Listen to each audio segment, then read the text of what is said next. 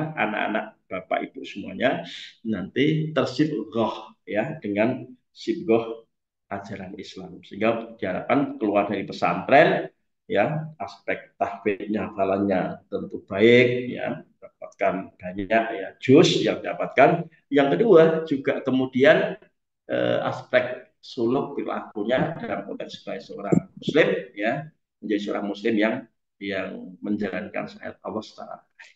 Lah Bapak Ibu yang dirahmati Allah SWT, ketika kita bicara tentang bagaimana apa kita belajar ya dari Rasulullah dalam rangka mendidik keluarga, bahwa keluarga itu paling ada 3 variabel ya. Pertama ada ayah, yang kedua ada ibu ya, abi, ada umi, kemudian ada anak-anak. Nah, lah tentu ayah ya sebagaimana bahasa Al-Quran adalah merupakan imam atau pemimpin ya, sehingga bahasa dalam Al-Quran ar-rijalu qawwamuna 'alal nisa. Nah, dan juga menjadi bapak bagi anak-anak ya, sehingga memang di rumah itu tentu keteladanan ya bapak itu menjadi sangat penting ya. Nah, dalam konteks ini memang ya Pak, yang namanya bapak itu menjadi apa? Bapak, ayah menjadi pemimpin, ya, dan ibu dan anak menjadi yang dipimpin. Nah, maka sebenarnya dalam konteks ini ya tuntutan kepada bapak untuk kemudian mampu menjadi eh, menjadi pemimpin, menjadi guru, ya itu jauh lebih besar, ya. Nah, sehingga ketika menurut tugas dan fungsi Rasul tadi, ya yang pertama itu adalah tadi menyampaikan risalah. Maka dalam konteks ini ya eh, menyampaikan risalah berarti pengajaran yang baik berupa informasi yang jelas dan gamblang tentang Islam itu menjadi sangat penting di dalam keluarga. Makanya kalau para bapak ada yang karena yoga karena aspek kebutuhan atau aspek pengalaman hidupnya dalam rangka mencari ilmu agama yang kurang, waktu dan sebagainya. Kemudian ya malah ini langkah yang paling ini ya dimasukkan di pesantren tadi atau sejak TK ya sekolah-sekolah Islam terpadu yang dia Burudai. Burudai itu karena memang menu materi pelajaran jauh lebih banyak. Kemudian dipesantrenkan ya dalam rangka agar memang ya tadi peran seorang ayah yang tadi tentu tuntutannya ya, banyak memberikan pelajaran terhadap agama tadi ya bisa juga terbantu nanti ketika berada di pesantren. Nah, itu dalam konteks ini kita punya kaidah ya sebagaimana disampaikan Rasulullah SAW ya, bahwa khatibun nas ala qadari ulihim ya. Kalau pengajaran yang baik tadi ya bagaimana sebagai Rasulullah yang khatibun nas ya, berbicara kepada manusia sesuai dengan kadar akalnya. Dengan kadar akalnya. Nah, tentu bagi kita yang pengalaman punya anak kecil ya memang bahasa untuk anak-anak kecil ya bahasa yang praktis-praktis ya sederhana ya. Maka Rasulullah sendiri kalau kita lihat di dalam berinteraksi dengan anak dan juga kemudian cucunya Hasan Hussein gitu ya. Misalnya agar anak itu rajin ke masjid ya memang tidak sekedar perintah. Ya, tidak sekedar perintah. Hal yang kedua adalah ya, keteladanan ya. Jadi ya, kalau kita mungkin sekarang misalnya ngomong dengan anak-anak kita, leh, kononnya masjid leh, sahadan maghrib. Nah, misalnya anak disuruh ke masjid sementara bapaknya kira-kira di depan televisi, itu kira-kira nanti efektif enggak? Ya sangat sulit. Kadang anak itu digandeng, ya ayo leh yang masjid, nah, dituntun aja, masih ada kendala-kendala. Karena tantangan saat ini, masya Allah, yang nama gadget kayak gini ini ya, buat televisi dan sebagainya, ini sebuah tantangan yang sangat luar biasa. Ya, jadi tantangan yang sangat luar biasa. Nah, sehingga poin yang pertama tadi dengan bahasa-bahasa yang pas ya itu menjadi sangat sangat penting ya. Bahkan dalam kaidah yang lain Rasul yang mengatakan khatibun nas ala lughati qaumihim ya, berbicara kepada manusia sesuai dengan lughah bahasa kaum. Saya kira ya bagi kita ya bahasa untuk anak-anak ya, itu ya apa kira-kira ya paling bisa dipahami untuk anak-anak. Kemudian ketika anak kita sudah menginjak agak remaja misalnya, ya sekarang yang sebenarnya Gen Z itu ya dengan berbagai tema-tema diskusi. Saya sih termasuk yang memang juga kurang begitu bisa tadi bisa apa ya memahami sebelumnya. Ya paling tidak ya kita harus update terus ya, update terus. Karena memang itu bagian yang tidak bisa kita pisahkan dari kehidupan kita. Nah, Bapak Ibu yang dirahmati Allah SWT, tadi kembali pada Rasulullah Muhammad SAW, ya Rasulullah itu bersama dengan istrinya, istri Rasulullah kan tidak hanya satu, ya. Jadi bahwa Rasulullah istri yang pertama itu sampai meninggal ketika Rasulullah usia 50 tahun, Rasul itu monogami ya. Jadi Khadijah ya, binti Khuwailid ya. Jadi eh, Rasulullah Muhammad SAW ya juga dikaruniai yang paling banyak putranya itu ya dari Khadijah ini. Dan bahkan sampai dia mewaris apa keturunan Rasulullah ya paling banyak dari eh, Fatimah ini. Nah, kalau kita dapati bahwa Fatimah itu adalah orang yang mendapatkan didikan dari Rasulullah SAW ya sejak kecil bahkan kan ditinggal oleh ibunya Khadijah dan masih saat itu masih belia masih kecil ya masih kecil ya. Fatimah masih masih kecil tapi masya Allah ya Fatimah adalah salah satu wanita penghulu surga ya dan Fatimah sendiri meninggal pada usia yang masih relatif muda juga kalau nggak salah 27 tahun. Nah, tentu 27 tahun itu waktu yang sangat efektif sehingga dari generasi yang Rasulullah, Fatimah, anaknya Hasan Hussein itu kalau kita dapat kisah-kisah kan sangat luar biasa. Ya, pada saat dia masih kecil, ya, ketika yang kita dapat kisah-kisah itu melihat ada orang sepuh ya, sebutannya Syekh itu wudhu, tapi nggak benar. Nah, ini biasa kalau kita yang tidak punya kaidah dakwah yang pas kan langsung ditegur. Wah, Pak, kok gitu wudhunya? Ah, gini loh. Ah, tapi ternyata Hasan Hussein enggak. Ya, tapi jangan katakan ya Syekh. Nah, bahasa kita Syekh. Ya Bapak tua tolong kami dinilai, kami dibiji ya. Bagaimana kami itu berwudu. Siapa yang lebih baik, siapa yang apa lebih lebih tepat gitu. Nah, ternyata begitu Syekh ya orang sepuh tadi diminta melihat, loh kok wudhunya begitu? Nah, dia tahu bahwa ini adalah cucu Rasulullah. Nah, sehingga cara membenarkan orang tua itu ternyata Masya Allah ya dengan bahasanya fikih dakwah yang sangat luar biasa. Nah, sehingga kalau saat ini memang terjadi apa kadangkala apa cara-cara menyampaikan dakwah yang kurang kurang pas ya bisa karena memang belajar fikih dakwahnya yang apa belum sebagaimana yang dilakukan oleh Rasulullah. Rasulullah sendiri kan khatibun nas ala qadar itu berbicara pada Rasul dengan kadar akalnya. Sebab ketika kita berbicara kepada orang ya di luar kadar kemampuannya, yang muncul itu pertama ya siji orang mudeng atau yang kedua adalah akan muncul fitnah. Yang diomong ke Ustaz Syekh tadi mau apa tuh yo ngetahuan itu gak jelas. Ya, karena muncul fitnah.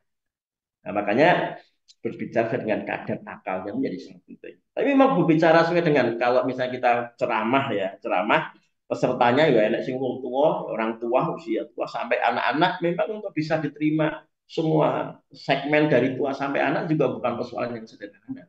Ya, makanya dibutuhkan orang-orang yang memang ya apa ahli berkomunikasi, mampu membuat bahasa-bahasa yang bisa diterima oleh yang tua sampai dengan yang anak. Nah, ini juga bukan persoalan yang sederhana. Maka sampai bahasa tadi kaidah kedua khatibunas ala lughoh ya. Berbicara sesuai dengan bahasa. Nah, tentu bagi kita bahasa orang-orang awam dengan bahasa kampus, orang intelektual tentu berbeda ya. Kepada siapa kita paling sering ngomong itu ya biaya paling sering kita gunakan.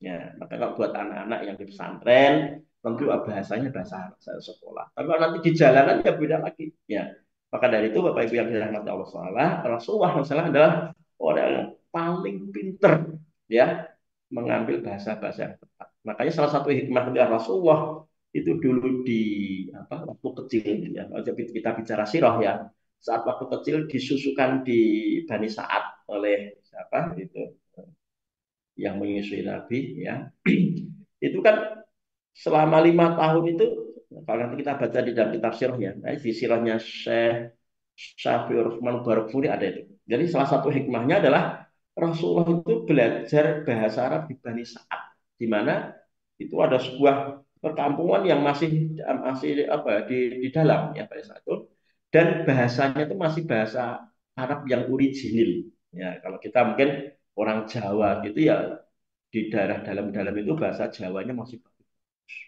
Jadi kalau bahasanya ya bahasa keraton kangelan, tapi banyak bahasa Jawa standar. Nah, ya. Nah, Rasul itu, makanya Rasul itu ketika menyampaikan sesuatu bahasanya ya sangat enak. Baik dari aspek diksi, pilihan katanya, ya, kemudian juga dari segi apa ya, diksi itu pilihan kata, kemudian juga eh, apa ya, aspek diksi, kemudian aspek yang paling pak ya dengan intonasi dan sebagainya, sehingga Rasul adalah aspek diplomasinya penyampaiannya sangat sangat bagus. Lah bagi yang dirahmati Allah SWT, poin pertama adalah Rasulullah itu menyampaikan bahasa-bahasa secara. Nah, maka kalau bagi kita semuanya ya di rumah kita ya memang bahasa-bahasa yang apa yang jelas buat anak-anak kita. Kalau mungkin bagi kita terhadap para pasangan kita saja kadang-kala kan ya, yang kita yang punya latar belakang berbeda, apalagi yang jauh ya. Misalnya contohnya saya itu sama-sama Boyolali paling timur dan istri saya itu dari gunung saja kadang ada suatu bahasa-bahasa yang ya memang butuh adaptasi. Nah, butuh adaptasi. Tapi paling tidak bahwa bahasa yang tepat yang kita pilih itu akan menjadikan ya tentu bagaimana pengajaran penyampaian agama di rumah ini menjadi pas. Yang kedua adalah tadi ya keteladanan. Berdasarkan apa itu apa berdasarkan teori dan juga tentu evaluasi bahwa keteladanan itu merupakan cara pengajaran yang paling bagus, ya, yang paling bagus. Maka kalau bahasanya tadi adalah ya laqad kana lakum fi rasulillahi uswatul hasanah. Ya, sungguh telah ada pada di kalian uswah hasanah itu teladan yang baik yakni Rasulullah Muhammad sallallahu alaihi wasallam. Rasul menjadi teladan bagi kita dalam menjalankan agama ini. Sehingga ketika kita mengambil teladan Rasulullah SAW dalam semua lini kehidupan, insya Allah ya bahwa cara-cara kita mendidik keluarga, ya cara-cara kita kemudian apa mempraktekkan ajaran agama dan keluarga akan kita dapatkan hasil yang tentu maksimal. Ada sebuah hadis yang nanti oleh Tirmidzi di sana ya. Khairukum li ahlihi wa ana khairukum li ahli. Hadis ini oleh Tirmidzi. Ini ungkapan Rasulullah. Sebaik-baiknya adalah orang yang terbaik terhadap keluarganya. Dan akulah yang terbaik terhadap keluarga. Itu Rasulullah terhadap keluarganya. Ya, Insya Allah. Jadi Rasulullah terhadap para istrinya, termasuk Khadijah, kalau kita baca dalam sirah akan kita dapati fragmen-fragmen peristiwa yang sangat luar biasa ya yang terjadi pada apa Rasulullah dan keluarganya Khadijah. Kalau kita baca dalam fragmen itu kan pernah ya Rasulullah ini kisahnya ketika Rasulullah pulang dari tugas dakwah itu ya begitu masuk rumah lelah kan ya kemudian dia tertidur di pangkuan Ibunda Khadijah.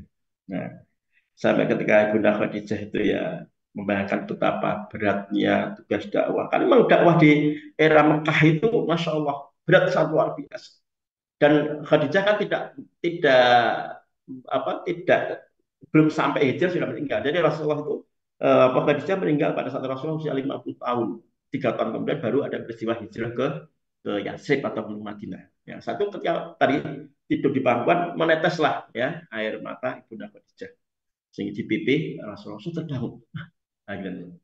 Jadi insya Allah sebuah pemahaman yang sangat luar biasa pada Khadijah terhadap tugas dakwah yang dilakukan Rasulullah itu kalau tidak ada sebuah interaksi yang sangat kuat tidak mungkin ya sehingga Rasul ketika pulang tadi tertidur di pangkuan nah, sehingga kemudian tetes air ketika air matanya menetes kemudian Rasul terbangun dan ditanyakan kenapa kau menangis ya apakah engkau bahasa kita orang Jawa itu gelo ya menikah dengan aku wahai Khadijah ya. Kemudian justru yang disampaikan Khadijah bukan begitu suamiku ya ya bahwa apa yang aku miliki ya itu semua sudah kuhabiskan ya dalam rangka menopang dakwah Rasulullah dan juga memberikan untuk bantuan kepada kaum muslimin di Mekah. Jadi kaum muslimin di Mekah itu begitu pasca mereka mendeklarasikan sebagai seorang muslim, ya, maka mereka ditekan, ya, kalau dapat kerjaan ya diputus, diboikot dan sebagainya, sehingga banyak kaum muslimin yang di Mekah itu kemudian menjadi ya miskin.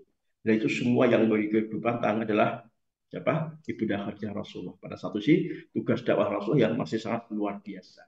Nah, terakhir dari kata-kata ini apa? Ya, wahai suamiku, ya, ketika sesuatu yang aku miliki telah habis dan aku pun nanti sudah mati, dan ketika engkau ingin menyeberang sebuah, ya, ingin melakukan dakwah menyeberang sebuah sungai, ambillah, ya, apa tulang-tulang bulat, rafikanlah, dan engkau bisa menyeberang ke menyeberang ke seberang. Ini kan sebuah ungkapan yang sangat luar biasa, yang lokalitas dari seorang istri Khadijah terhadap dukungan dakwah Rasulullah Muhammad. Itu kalau tidak terjadi sebuah ikatan yang sangat luar biasa, ya tentu tidak terjadi. Nah, ada hadis lain yang juga sangat luar biasa ini, sama diriwayatkan oleh Tirmidzi, malum mu'minina imanan ahsanuhum khuluqan wa khiyarukum linisaihim, ya, khuluqan, ya. Orang akmalul mukminin, bahwa kesempurnaan seorang mukmin itu, ya, orang, atau bahasa kami, orang mukmin yang paling sempurna imannya adalah orang mukmin yang paling baik. Nah, dan sebaik-baik kalian adalah yang paling baik terhadap wanita. Nah, ini kan ya. Lalu dalam konteks pendidikan tadi, pendidikan suami terhadap istri tadi, emang pelakuan yang paling baik, sesuatu yang sangat luar biasa bisa dirasakan. Nah, juga tentu kemudian nanti terhadap keluarganya. Tadi ada keluarganya, ada ya anaknya. Nah, sehingga Bapak Ibu yang dirahmati Allah Subhanahu wa taala, betapa ya menegakkan atau membuat eksistensi agar agama tegak di dalam kehidupan rumah tangga itu bukan persoalannya. Jadi ada dua hal tadi, bagaimana kita memberikan pengajaran, ya, memberikan pengajaran terbaik dengan bahasa komunikasi yang baik. Yang kedua, keteladanan.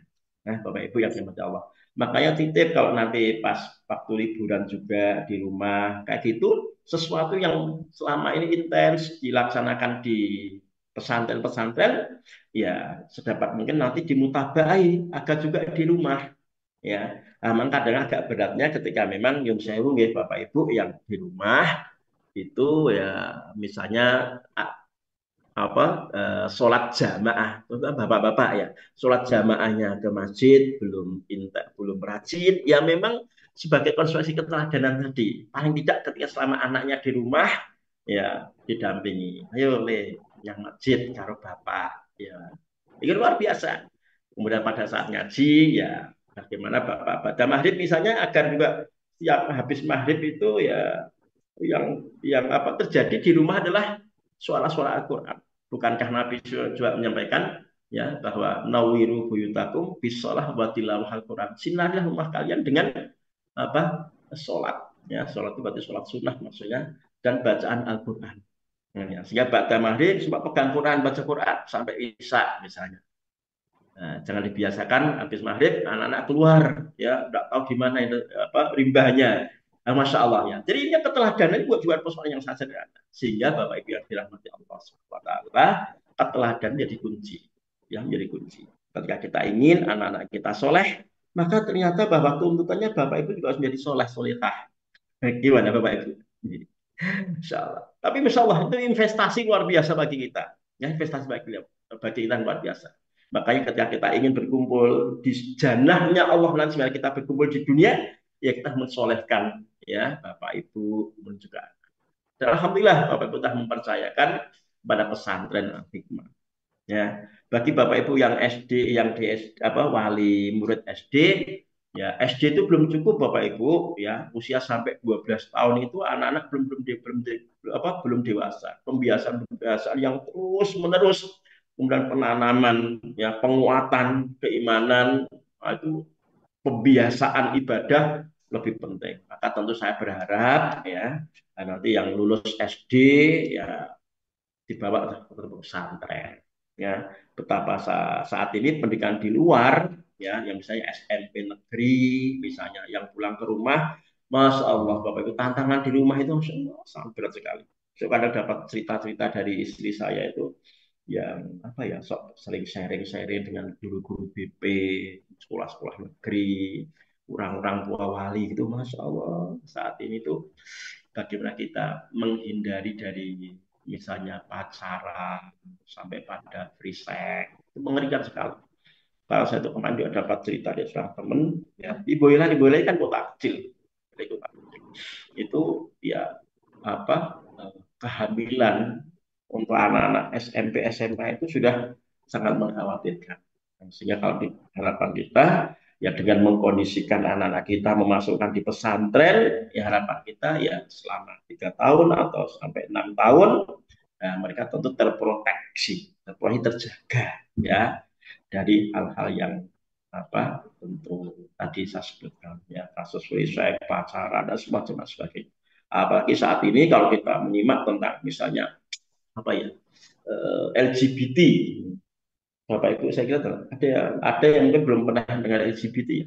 L itu lesbi, nah, G itu gay. Nah, jadi itu menjadi sebenarnya dalam konteks syariah menjadi penyimpangan penyimpangan perilaku seksual. Tapi di negara-negara barat seperti Eropa, sana itu nikah sejenis ya itu apa dilegalkan oleh negara, ya dilegalkan oleh negara, ya. Nah, itu kan sangat mengerikan sekali. Pada zaman Nabi Lut dulu ya ternyata terjadi eh, apa kaum apa lesbi ya itu betapa murkanya Allah Subhanahu wa taala. Sehingga sampai mereka orang-orang yang tadi apa lesbi gay tadi dihukum Allah dengan ya dihancurkan